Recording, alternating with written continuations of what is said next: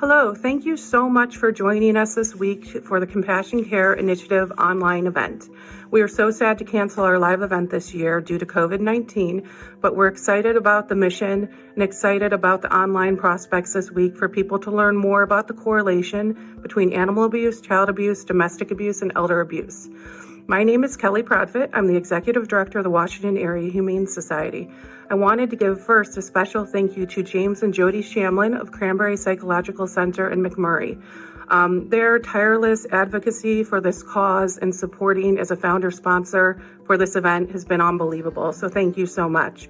Another thank you to Range Resources for being this year's presenting sponsor. We really appreciate you guys stepping up and supporting this cause. Centimark is our music sponsor, and Dan Baker is a musician for the past 3 years at our event. He'll be doing some online segments this week, so thank you, Dan. And a special thank you to Diana Reed and Mary Atkins. They're our auction sponsor. We have wonderful auction items this week. The auction opens up Wednesday and goes through Sunday. So please take a look at different ways you can support our organizations in this initiative. And a special thank you to all the other donors and people who made this possible. There were many of you have supported this initiative for 3-4 years now, and we all truly, truly appreciate your support. I want to take a quick moment to talk about what our organization does here at the Washington Area Humane Society and how it ties to this initiative and the crisis we're seeing in our county. The Washington Area Humane Society on average intakes around 1,000 animals a year. 99% of our funding is privately donated. Our mission is to provide shelter, safety, and food for the orphaned and abused animals of Washington County with the goal of placing them in loving homes. Additionally, we investigate and resolve abuse cases in the best interests of the animal and community. Provide affordable veterinarian outpatient services, including spaying and neutering. Provide public education about the humane care and treatment of animals.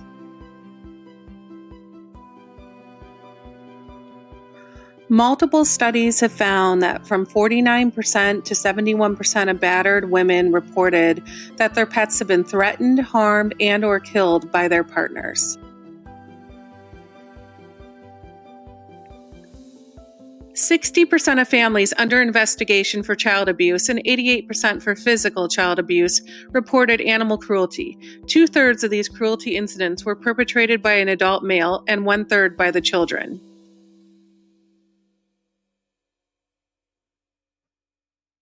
Batters sexually abuse animals, threaten children's pets as a way to get the children to do something, or force the child to kill the pet. 87% of animal abuse incidents occurred in the presence of a woman. 75% occurred in the presence of the children. The abuse we're seeing in this county with animal abuse calls seems to be coming in a never-ending wave. Now with COVID-19, the call volume has increased. The weather has been warm. More animals are being tied out, left outside in the heat with neglect. We're doing everything we can with one full-time humane officer to respond to anywhere from 500 to 800 calls a year. And this is a county that's 800 square miles, so responding to all those calls is virtually impossible. We work with other agencies, the police, other humane officers, animal control, to try to help everybody who's in crisis, any animals that are in crisis and being abused. We're really happy to be working with Casa for Kids and Genesis of Pittsburgh to kind of partnership and collaborate on the correlation between these situations. Where there's an animal being abused, there's typically being a child being abused or a woman being abused, and sometimes elderly are being abused as well in that home. And now with COVID, more than ever, we're seeing the abuse rates and calls rising because people are trapped in their homes, people are home from work, laid off, and the financial stresses and the stresses of children not being back in their school environment are just escalating the levels of abuse.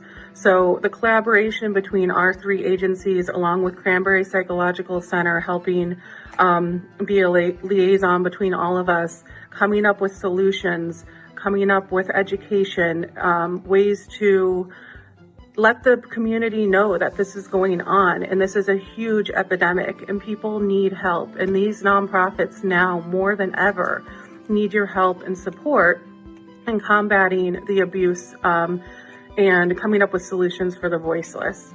Our goal is to help women, animals, children, and elderly who are being abused. It's a definite vicious cycle, and without education and resources to support these people, the cycle cannot be broken. So education and awareness is key to our community, so we can all work together, know what to look for, know when to report animal or child abuse or domestic abuse, know what resources there are for those people to get help, to get to safety. We're working together, our 3 nonprofits, to come up with solutions and programming to help people who are in these situations. And most importantly, animals and people who have been abused can heal together. Animals are a great healing tool. We have the Reading Tales program that was an offshoot of this Compassion Care initiative, where children come to the shelter and can spend time with cats and read to them. And that human-animal interaction is a great way to learn the humane treatment of animals, and also helps children who have experienced trauma and abuse to work through it through the animal therapy. And likewise, animals who have been abused are scared of certain humans. They don't trust as much, and having people come and work with them and read to them and be kind to them teaches them how to get over the abuse they suffered as well. So we're really excited about the collaboration with Genesis and Casa for Kids. We've been working together now. This is our 2nd year, the 3 of us.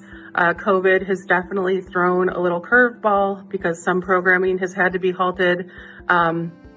We have limited access to certain resources because of COVID, but our organization has continued through COVID-19. We've been intaking strays, we've been adopting animals. Our humane officer is still going out on calls. We hope to do almost 2,000 spay-neuter surgeries this year at our facility, and we've been adopting and doing limited programming. So I know Genesis and Casa have continued to serve their mission as well through this difficult time, and we just really appreciate all the community support for our organization, so we can continue to try to combat the abuse that the voiceless are experiencing in this county. So thank you so much for your time today, and thank you for your support.